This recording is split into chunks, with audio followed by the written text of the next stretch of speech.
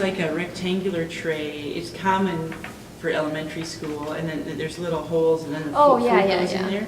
So she made this drawing, and I thought it was really good, and I was in first grade, so I just copied her drawing. And then, and I won.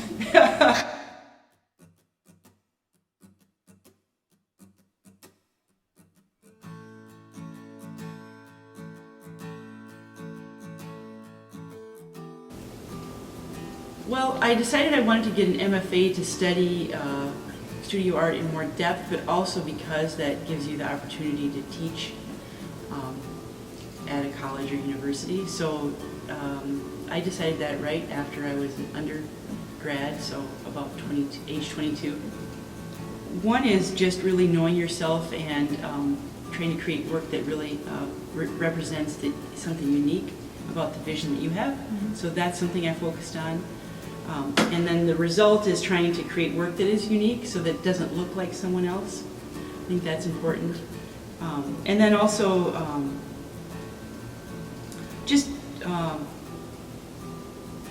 being part of the arts community is so important. Going to openings, getting to know other artists, sharing your work on the internet. Sharing your, saying yes to opportunities that are granted to you so that you get more opportunities. Really, knowing people is the most important. Besides networking, that's the main thing. Yeah, my main mentors have been my critique group, and I'm in this group of, the group's varied in number from like 8 to 10 members, and it's all professional artists, and they all live in the Twin Cities except for me, and we meet each month. And all the artists in the group are women, and I've been with this group for over 10 years. We meet once a month, and what we do is we'll focus on one artist's work and then give that artist feedback. Failures, I would say, for me the biggest failure is I lived for 18 years in Marshall, Minnesota, and it's really remote from here. It's 3 hours west on Highway 19 from Northfield. It's out in the prairie. It's a town that's kind of isolated. And one of the things I did when I was there is it was good in that I had a lot of time to develop my own vision as an artist because I was isolated, but also I was not really sharing my work much. I was just creating it and then just putting it in the closet. And that was really detrimental. It would have been better to find ways to get it really into the Twin Cities so more people can see it. Oh, for sure. Yep. I think if you want to be a studio artist, it's not a direct route to a lot of money.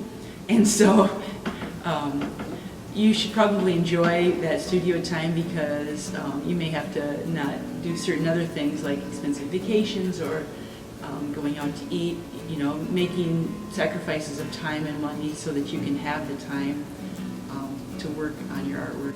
The competition is really tough for teaching jobs in higher ed. So I would say, there are jobs around, but there's not tons of mobility. Yeah, this environment's really, it's a creative environment, and it really supports not only my teaching, but my studio time.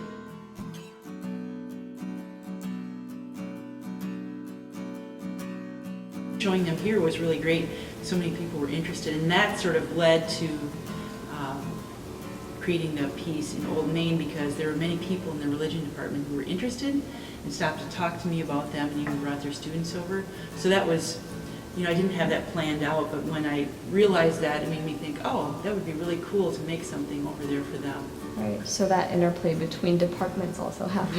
Right, and I don't have this planned out in advance. I just start down a path and then, the ball starts rolling and I start seeing other opportunities and things just come along. So that's really good advice for an artist too, is to just start. Get working, you're not sure where it's going to go, just things will happen.